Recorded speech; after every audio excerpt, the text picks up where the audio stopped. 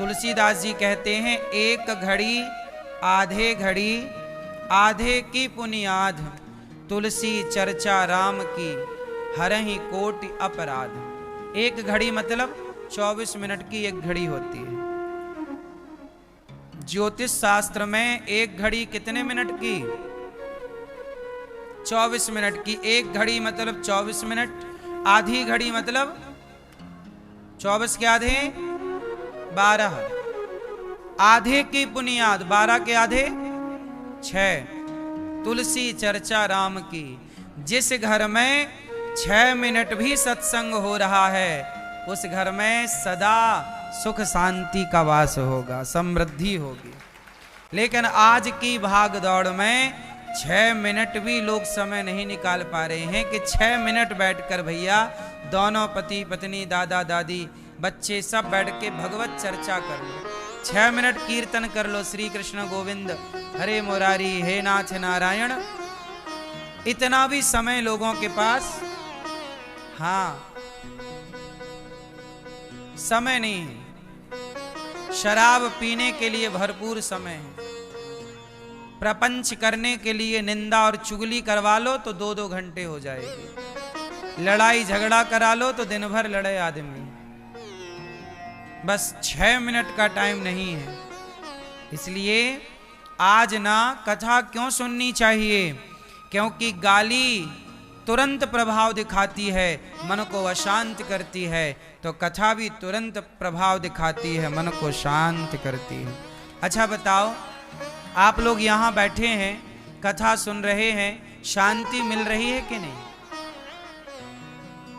कथा 3 घंटे आप सुनेंगे, इन 3 घंटों में क्या होगा? आप एक जगह बैठे हैं, आप इसी 3 घंटे में कमरे में होते या घर में होते तो कुछ ना कुछ प्रपंच कर रहे होते, मतलब आपकी वाणी से कोई ना कोई पाप हो रहा होता। आपको पता है पाप कहां कहां से होते हैं? आंखों से भी पाप होता है, नहीं? बताओ, आंखों से पाप कहां होता, कैसे होता? आप बताओ, आंखों से पाप कहां कैसे होता है? बोलो। नहीं बोलेंगे, गुस्सा है क्या? कोई नाराजगी हो तो बताओ। आंखों से पाप कैसे होता है, आप बताओ।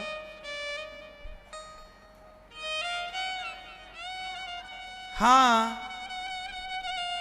आप जितने पुरुष हैं, किसी भी स्त्री को, पराई स्त्री को यदि आपने नग्न अवस्था में देख लिया तो देखा बस है, तो देखने में भी पाप लग गया, पाप चालू। केवल देखा आपने, चलो दृष्टि पड़ी और आपने आंखें बंद कर ली, या आप घूम गए तो आप बच गए। और आपके सामने कोई अर्धनग्न स्त्री है और आप उसे टुकुर टुकुर देखते रहे तो पाप है देखना। इसलिए हम स्त्रियों से कहते हैं कपड़े पहन के रखा करो, क्योंकि तुम्हें कोई पुरुष देख लेगा अर्धनग्न तो देखने वाले को पाप लग जाएगा। बड़ी मर्यादाएं हैं।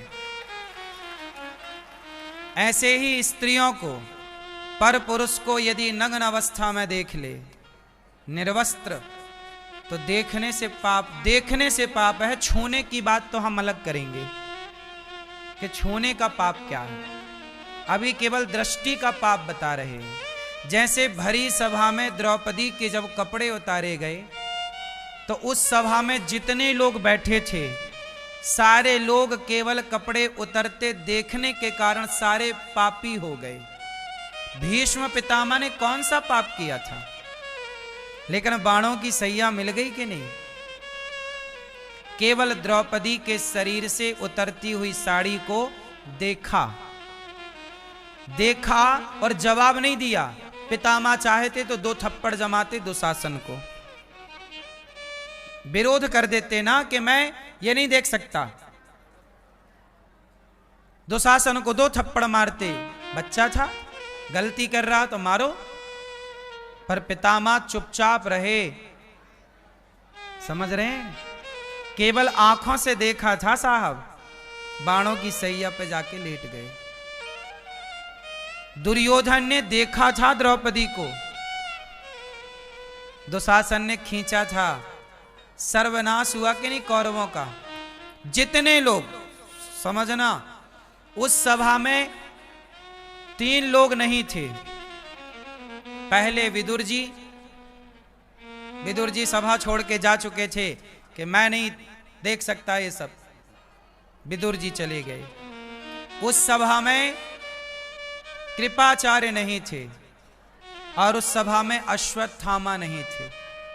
ये 3 लोग नहीं थे तो तीनों बच गए और बाकी जितने थे सब मारे गए, सबका नाश हुआ। क्यों? पाप क्या हो गया था? आंखों का पाप, केवल देखा। इसलिए कहता हूं, जरूरी नहीं है कि तुम किसी को मार डालो यही पाप है ना साहब। तुमने गलत देख लिया, ये भी पाप आंखों से प्रवेश कर रहा है। बोलो हाँ कि ना? आंखों से भी पाप जाता है कि नहीं? इसलिए हर गलत चीज देखने से बचो। आंखों को वहीं लगाओ। कहां लगाएं?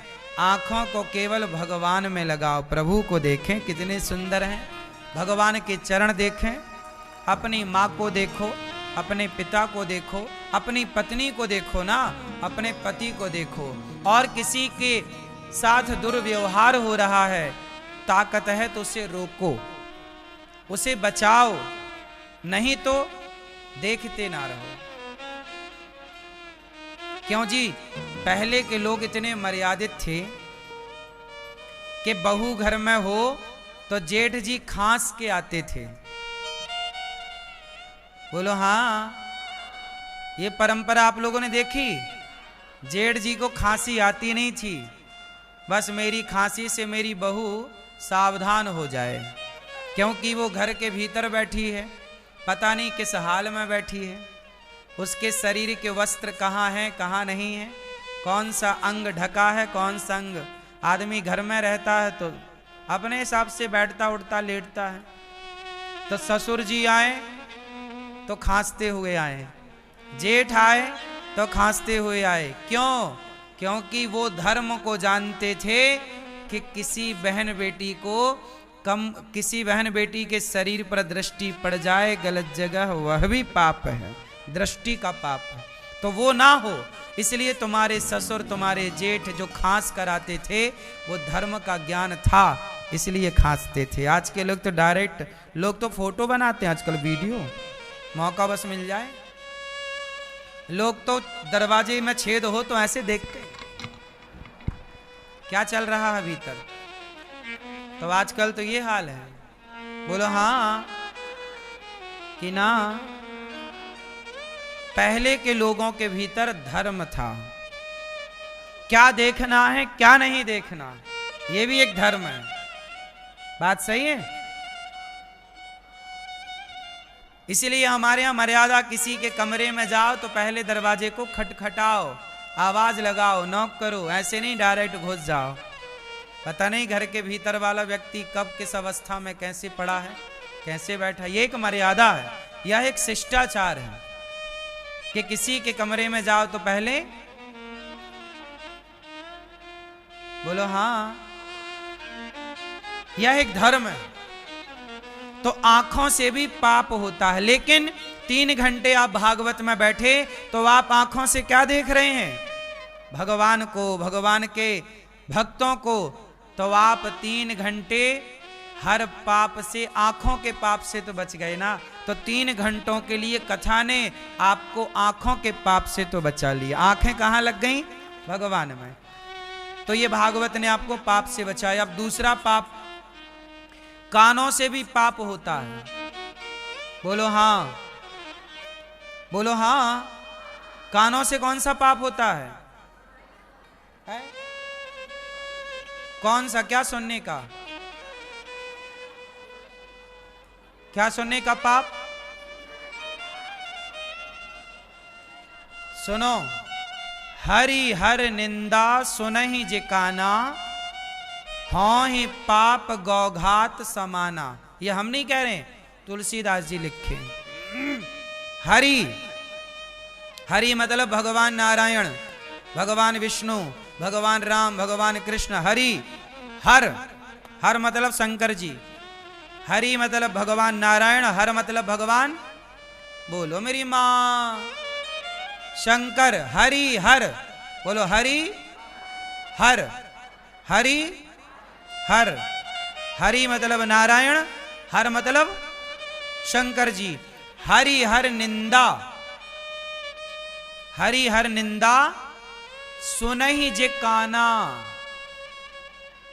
तुलसीदास जी कह रहे हैं जो हरि और हर की, जो भगवान की और भगवान के भक्त की, माता की, पिता की निंदा सुनता है या निंदा करता है, उसे गौ हत्या करने का पाप लगता है।